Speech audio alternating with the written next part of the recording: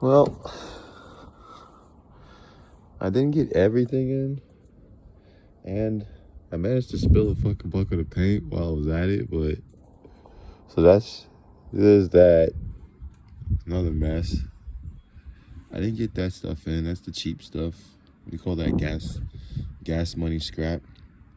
The e-waste that's going to Ohio.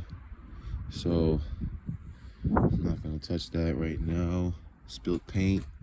Tried to spray it down with a hose, and I just made a huge mess. But anyway, as you see, we are freaking loaded to the brim here. I don't know, but if you could tell,